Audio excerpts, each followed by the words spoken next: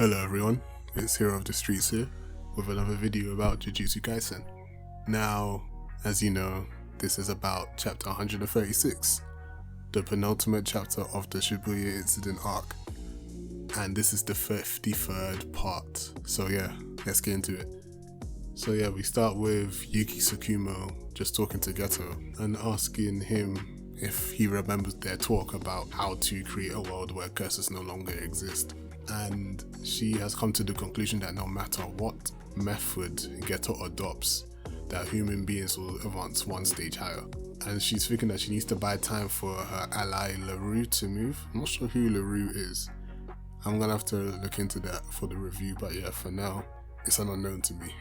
So yeah, now she then says that the next stage of humanity lies in breaking away from cursed energy. But Geto believes that the next stage in humanity lies in optimizing cursed energy. So it's funny because Yuji is just like, I don't know who you are, you're just here now, but alright, cool. And you just see Yuki just like shrugging her shoulders like, yeah, it is what it is. But now they're having their little dialogue. So Geto even questions saying, I thought that you abandoned that method 12 years ago when Toji Zenin died. Toji must have had a big impact in the whole sorcerer world because, boy, he was just Maki on steroids. But yeah, I wonder who we're doing, Yuji or Toji. My money's back in Toji. But yeah, anyway, so Yuki says that she has come back to the original principles and also states that Geto's method has a big hole. So she goes on to say that compared to Japan, extremely few Jujutsu sorcerers and cursed spirits appear overseas, and that Tengen's barrier is necessary for optimizing cursed energy. In that little panel there, they showed the picture of the guy with the whip that Gojo fought in Volume 0. I'll drop the image down in the video so you can see who I'm talking about, but yeah, funny enough, I'm pretty sure he's the same person that pops up in the theme song for the anime, who's with Okotsu Yuta. So now Yuki goes on to say that the only ones capable of becoming sorcerers through Tengen and optimizing cursed energy are the humans of Japan. Now another thing, by the way, I'm not sure what Tengen means and I don't think I've really heard it before. Please let me know if I'm mistaken, but yeah, Tengen's there. So then she says that would mean that Japan has a virtual monopoly on cursed energy. She goes on to say that a certain superpower, funny enough she's alluding to the US because if you see the images, that's highlighted. And she says that the Middle East would also not remain silent. So this could be a thing where Mei was contacting one of these superpowers, but I assume it'll be somewhere in the US just because of the fact that she wasn't as specific about the region. So she then says that flesh and blood human beings are the energy source. So you can actually imagine how bad the suffering would be as a result. Then says that is a world that's far removed from the ideal that she pursues. Geto don't really give two shits, to be honest though, because at the end of the day, they have different objectives and it is what it is. He doesn't care for a world without cursed spirits, or even an idyllic, peaceful world. He says that non-sorcerers, sorcerers and cursed spirits are all possibilities of cursed energy in the form of human beings. And yet there must be more to human potential. He even tried to bring that forth himself and he showed an image of Choso. Yeah, you can tell what's going on there. And so he then says that doesn't even work, that what he can create does not exceed the bounds of his own potential. So he knows it's possible, but he just needs to know what to do in it. That the answer is always flickering darkly in chaos. Why does every villain wants chaos? There's always something to do with that. Geto then says that what he should have created was chaos that not even he could control. He has already extracted the curse technique with his hand glowing and him ready to do an attack.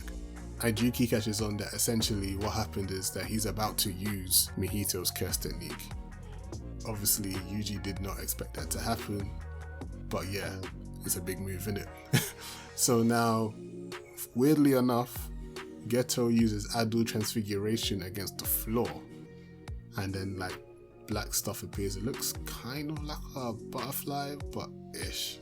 It's just imagery in it. But it turns out it's a seal because an image also pops up in the sky. Imagine like in DC with like Perpetua's little symbol of doom in it popping up. But yeah, so that pops up in the sky and Yuki thinks that it's Tengen's barrier, but it's actually remote activation of a curse technique. And Geto, obviously in his arrogance, is just like, yeah, thank you, Itadori. The quality of cursed spirits techniques ceases to grow at the moment they are absorbed by curse manipulation. Like I said, he was plotting for Mihito to get to the max before he absorbed it. It wasn't a thing where he wanted Mihito to be weakened. I guess obviously it makes things easier, but really he just wanted Mihito to reach his peak.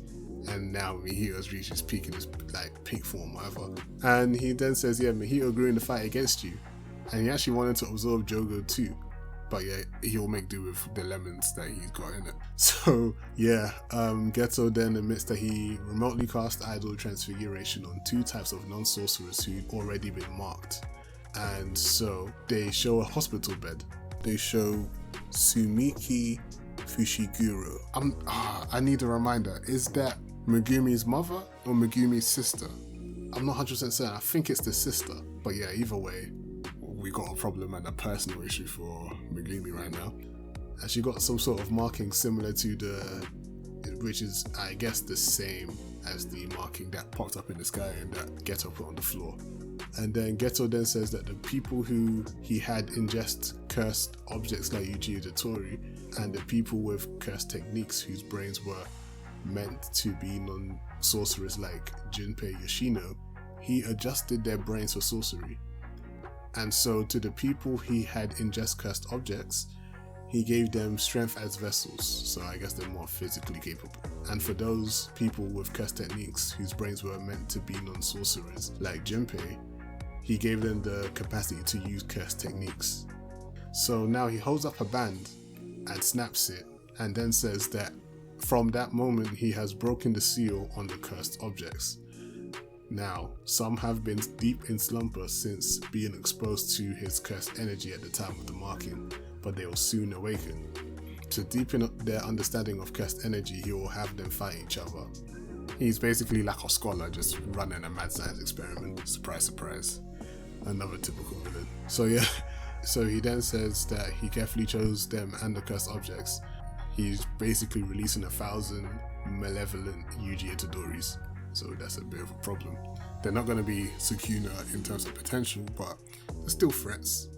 But Yuki even says that if it's 1,000, it's not even many. Like, obviously she's special grade.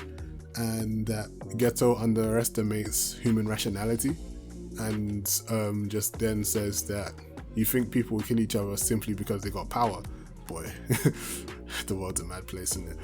And Geto responds saying that everything has an order. He would not make such an oversight. Your questions are starting to lack perspicacity. That's a new word, boy. But I guess that's something to do with perspective-ish. But yeah, anyway, you know what, let's keep moving. I'll put an image in the video for that. And then Yuki has like lost it anymore. He doesn't even care. Like, she just wants to fight now, innit? And Yuji gets freed. But weirdly enough, how do I say? So her name is Uraume. Damn, you know what? Yeah, allow it. But yeah, so she's poisoned, didn't it? So the ice broke because of the poison that was in Choso's blood. And some people from Kyoto, like Mai, can't really back them up, so they're all geared to fight now. Yuki even then says that her comrade LaRue is protecting the girl with the gun as well as the girl with the suit. So Mai and the girl was like new shadow style and had a little hype moment but done nothing with it, and Geto broke her sword. So yeah, she's like, they don't belong here. So everyone's getting ready. Panda's in the game. Noritoshi Kamo, Kyoto blood dude, he's ready to fight because he can actually regulate his body temperature. And then again, you see Kusakabe just lying on the floor with his sword in hand, just like, yeah, I can't take anymore. The man didn't, you know when you're going to a party, yeah, and you encourage your friend to come with you, the more introvert friend, and the friend's like, oh, okay, fine, I go. The friend is there, sees bad people standing in the corner, like, I didn't even want to be here. Now you put me in this little social scenario. I don't want to engage. I want no parts. That is Kusakabe to a T, fam. So yeah, Geto's like, fam, I'm still talking, like, don't start trying to attack me now, like, we can still monologue, we can still have that conversation. And so he then says that the cursed objects that he provided are what's left of sorcerers he painstakingly made vows with a millennium ago. However, he did not only enter into contracts with sorcerers, but those vows became known when he obtained his body of Geto's. And Yuki's like, rah. And so this is the world of the future. And a whole heap of curses leak out from underneath Geto. And obviously Geto's ready to fight too, isn't it? And so now Geto taunts them, like, yeah man, goodbye Yuji, let me just show you prison run for one last time. I expect more from you, but it is what it is. And then Geto speaks to Sukuna inside. Yuji's like, you know what, the world of the Heian, the golden age of cursed techniques is beginning once again. And I guess that's why a new arc is picking up at 137. This is actually quite exciting. But yeah, so that's chapter 136. I'm looking forward to chapter 137. It's when you thought it hit its peak, it just got a bit more peak. So yeah, that's me for now, and I'll catch you all later. Peace.